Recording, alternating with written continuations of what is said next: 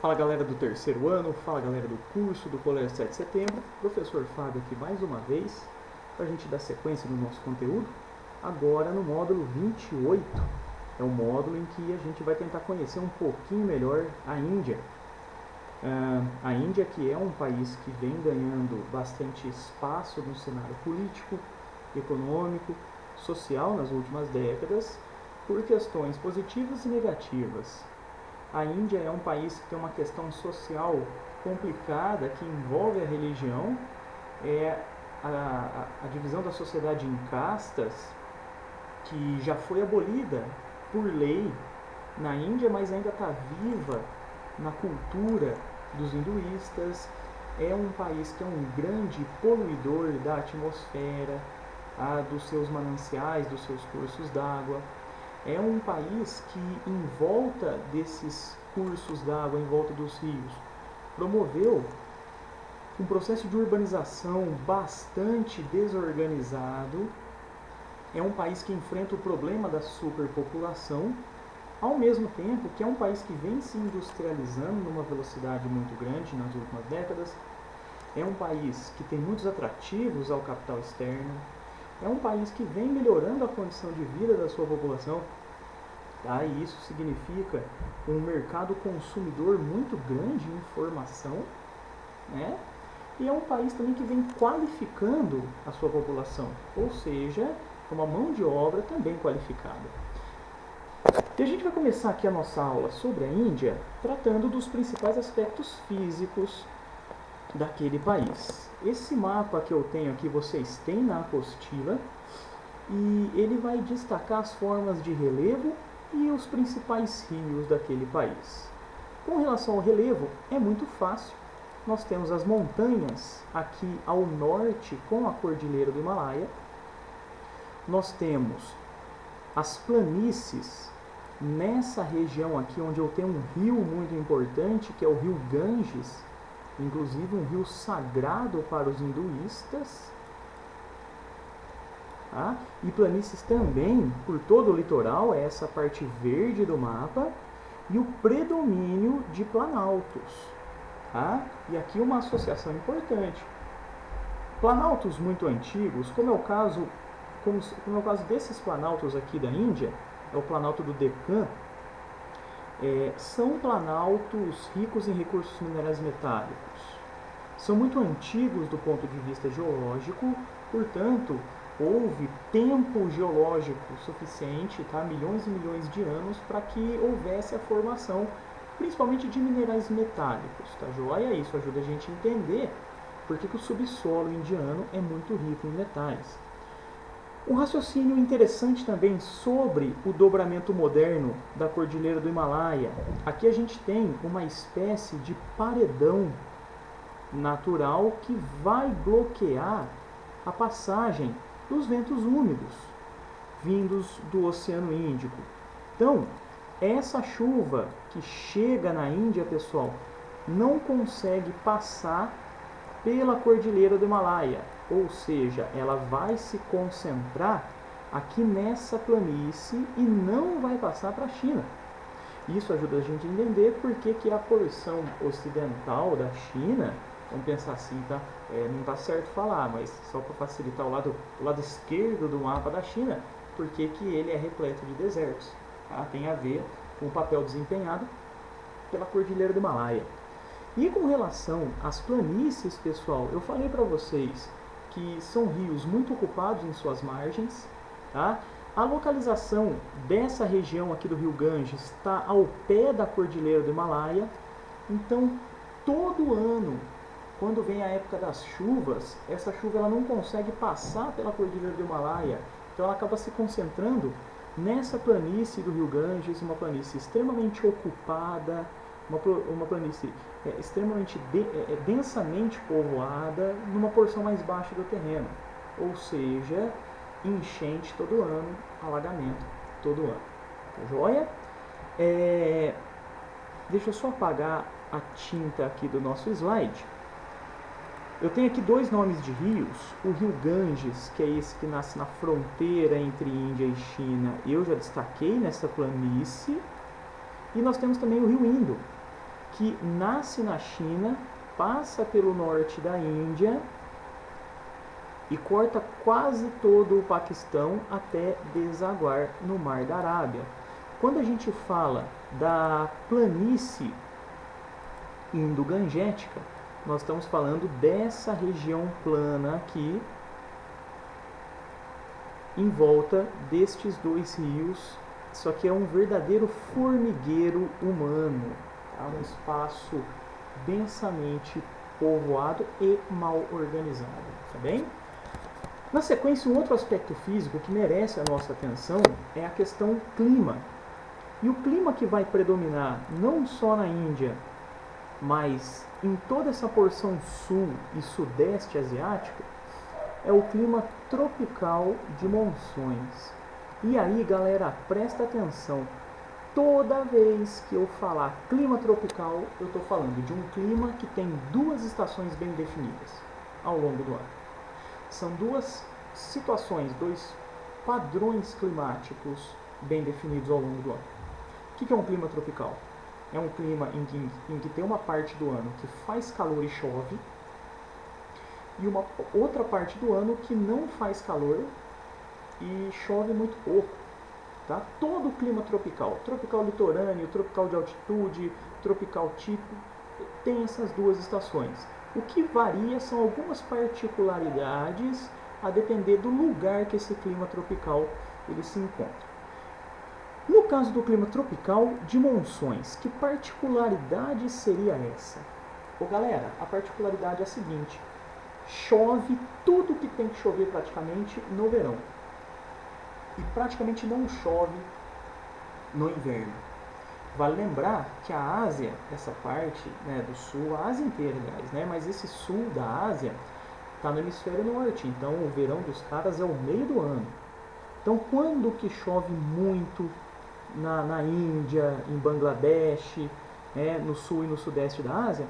Nos meses de junho, julho, agosto, tá? E aqui é fácil de entender. Por que chove tanto no verão e praticamente não chove no inverno? Porque a direção dos ventos se alterna. Vocês estão vendo essas setas aqui? Elas estão mostrando a direção dos ventos. Então, no verão, o vento sopra do oceano para o continente. Então, a água que evapora no oceano vai ser levada para chover no continente. No inverno, olha a seta, inverteu. Então, o vento vem do continente para o oceano. Então, essa água que evapora no oceano não consegue chegar no continente, porque o vento impede que isso aconteça. Muita chuva no verão, praticamente nenhuma chuva no inverno, ok? Fácil, clima tropical de monções, os ventos se alternam, levando ou expulsando a chuva. Tá faltando uma pergunta para a gente responder. Por que o vento alterna a direção? Bom, existe uma lei geral na climatologia que nos diz que os ventos eles vão soprar de lugares de maior pressão atmosférica para lugares de menor pressão atmosférica. Tá? Se a gente considerar grandes extensões territoriais, o vento sopra de ambientes de maior para menor pressão. É lógico que se eu pegar uma cidade, eu tenho inúmeros outros fatores que vão determinar a direção do vento. Mas no caso aqui, a gente está pegando 1/3 do planeta. Então essa lei ela vale. E o que acontece com a pressão atmosférica nessa região? Ela se inverte, galera. No verão, eu tenho uma maior pressão no oceano e uma menor pressão no continente. O vento sopra da maior pressão para a menor pressão atmosférica. No inverno se alterna. Eu tenho uma maior pressão no continente e uma menor pressão no oceano. O vento vai soprar da área de maior pressão para a menor pressão atmosférica. Tudo bem, pessoal? Então isso tem a ver com a diferença de pressão que vai se alternar. Beleza? Tá? Ah, mas o professor, por que alterna a pressão?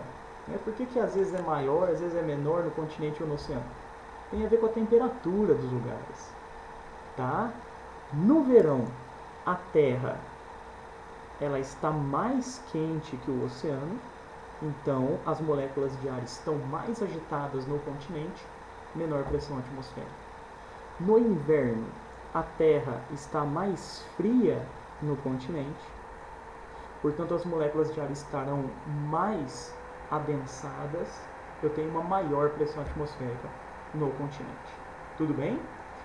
Bom, dando sequência aqui, pessoal, essa região aqui, que pega o que nós chamamos de subcontinente indiano, na verdade, é um conjunto de vários países. Tá? Essa região aqui de Índia, Paquistão, Bangladesh, Nepal, Butão, toda essa região aqui, ó, Maldivas, Sri Lanka, é chamado de formigueiro humano, juntamente com essa porção oriental da China aqui. Mas a gente está falando do subcontinente indiano. Tá? É uma região extremamente populosa e povoada. Uma população absoluta muito grande, tá? E os espaços muito ocupados, uma população relativa também muito grande. A Índia, ela é hoje a segunda maior população absoluta do mundo. Tem mais de 1 bilhão e 300 milhões de habitantes. Está quase chegando na China, que tem a maior população do planeta, e nessa década tudo indica que vai ultrapassar os chineses. Tá? O que essa superpopulação apresenta de positivo? O predomínio de jovens. Tá? Isso significa mão de obra disponível, igual eu falei, esses jovens estão se qualificando, então é uma mão de obra qualificada disponível. Vale lembrar que a Índia foi colônia da Inglaterra, então a maior parte das pessoas domina o inglês e isso é atraente, tá? Mas boa parte da população desfruta de baixos indicadores sociais. A miséria na Índia ainda é um grande problema, tá? E quando a gente fala dessa miséria, uma das explicações está no sistema de castas. Tá? O sistema de castas, pessoal, é um jeito de dividir a sociedade dentro da religião hinduísta. Até 1950 estava na lei, estava na Constituição indiana. Ela foi abolida em 1950, então o sistema de castas não está mais na lei, mas está na mentalidade da população hinduísta. Na Índia, nós temos aproximadamente 80% da população seguindo a religião hindu. Gente, e 80% da Índia é tipo 1 bilhão de habitantes. O segundo grupo religioso da Índia são os muçulmanos com 19%. O outro 1% são outras religiões, tá? E, de novo, galera, 19% da Índia é muita coisa, tá? O sistema de castas é um sistema hereditário, então as pessoas, os filhos, os netos vão se mantendo na mesma casta, no mesmo extrato social. A mobilidade social, ela não é permitida, então uma pessoa que nasce em determinada casta, ela não consegue subir para outra casta, e os casamentos entre castas não são bem vistos. E aqui eu tenho as castas principais da Índia, os brahmas, que são os nobres, os sacerdotes de famílias nobres, tá? Kshatriyas, os Vaishyas ou Vaishyas, o Gandhi, inclusive, Mahatma Gandhi, vinha dessa classe aqui, os Sudras, famílias camponesas tradicionais, e nós temos o problema dos párias, ou Dalits. Esses caras são extremamente mal vistos na sociedade, dentro da religião, não fazem parte nem das castas. E a maior parte da pobreza se encontra entre os párias. Tá? Para eles sobram os trabalhos mais degradantes, eles são alvos de violência, tá? de preconceito. No passado, muitos serviços eram negados aos párias, então o cara não conseguia se matricular na escola, chegava no hospital, ninguém queria pôr a mão, tá? Então, isso foi meio que condenando esses párias ao longo das décadas à pobreza. A maior parte dos indianos que sai da Índia para tentar uma vida melhor em outro país são os párias, que ali eles conseguem uma certa uma mobilidade nos estratos sociais. Tá bem, pessoal? Mas, de novo, isso não é mais lei, mas está vivo na cultura hinduísta da Índia. Ok? Se a gente for falar da economia, pessoal, a gente está falando da Índia, que é um dos BRICS. É um país emergente, teve um processo de industrialização depois da década de 1950, pós Segunda Guerra Mundial. É um país que tem um campo muito forte, passou pela Revolução Verde, né? Foi alvo das multinacionais do campo para implementar novas tecnologias. Então, principalmente arroz, trigo, algodão, tudo isso é muito forte na Índia, tá? E a indústria indiana se divide em dois grandes grupos. Nós temos a indústria da matéria-prima, onde eu tenho muitas estatais trabalhando na exploração dos recursos básicos, e a gente também tem a indústria da produção de bens de consumo, que aí a maioria são multinacionais. Tá? Tem aqui algumas regiões de destaque. Nós temos a região de Tamil, que é essa aqui, cidades de Madras e Bangalore. Bangalore, que é um tecnopolo chamado de Vale do Silício Indiano. Lembra, pessoal? Tecnopolo, universidades e empresas no desenvolvimento de novas tecnologias. A gente tem o Vale do Damodar, que é essa região aqui de Rourkela, e nós temos a região de Calcutá ou Kolkata e a região de Bombaim ou Mumbai, a cidade mais populosa do planeta. Beleza, pessoal? E para a gente encerrar, gente, isso cai em vestibular, tá? A Índia, ela tem algumas questões geopolíticas que merecem a nossa atenção. A principal delas é a região da Caxemira. Qual que é a historinha aqui? Igual eu comentei com vocês, a maior parte dos indianos segue a religião hinduísta. 19% dos indianos é muçulmano. E boa parte desses indianos muçulmanos se concentra aqui no norte da Índia, que é a região da Caxemira. A região da Caxemira, que na verdade tem a maior parte na Índia e um pedacinho no Paquistão. Qual que é o conflito aqui?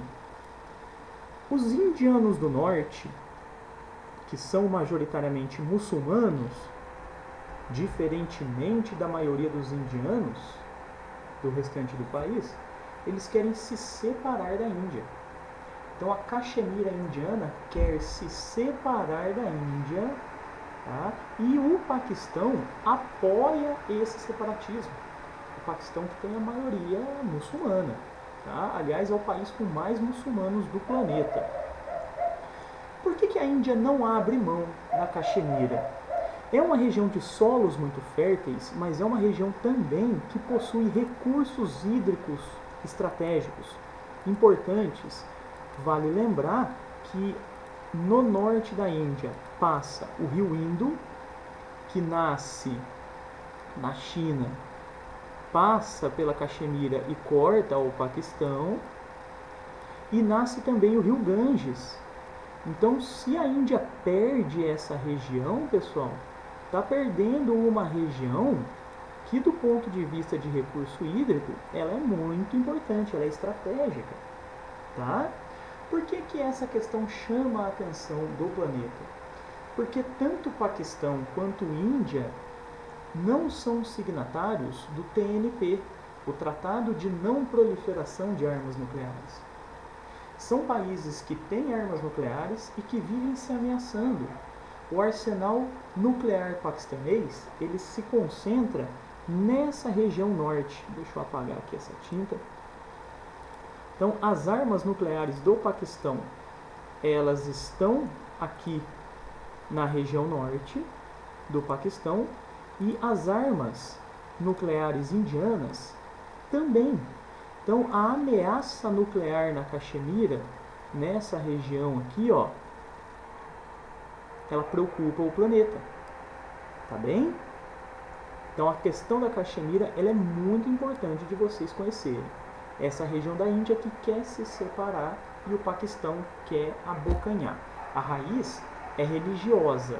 Os muçulmanos da Índia querem se separar da Índia. A preocupação é mundial, porque os dois países têm armas nucleares. Olha, dois conflitos bem menos expressivos são esses aqui, o conflito da região do Punjab, que vai ser mais ou menos essa região aqui. Existe uma minoria étnica chamada Sikh, é uma vertente do hinduísmo. Esses Sikhs aqui, eles querem se separar, formar um país. Até nome, é o Calistão. Mas eles não têm força, eles não têm poder político para fazer essa separação, tá? Mas aqui a questão é religiosa. E por fim, aqui no Sri Lanka, esse mapinha não está dando para ver direito, mas o Sri Lanka é essa ilha aqui, ó. Aqui no Sri Lanka, o norte do Sri Lanka quer se separar do restante da ilha. Tá? O norte tem o predomínio dessa etnia, a etnia Tamil, e os Tamis, eles um pouco é hinduísta, um pouco é católico, tem também muçulmanos tamis, tá? Mas eles querem se separar porque a maioria do Sri Lanka é budista, é a etnia singalesa. Então é uma questão de novo aqui religiosa, tá bem? Mas se fosse para eu escolher uma das três para entender mesmo, com certeza seria o conflito da Caxemira, que é quente ainda nos dias de hoje. Tá? Se vocês voltarem nos noticiários, ó, estamos em 2020, esse conflito é muito antigo, tá? E esse ano já teve aí ranca-rabo entre Índia e Paquistão pela Caxemira. Beleza, pessoal? Então é isso aí. Valeu!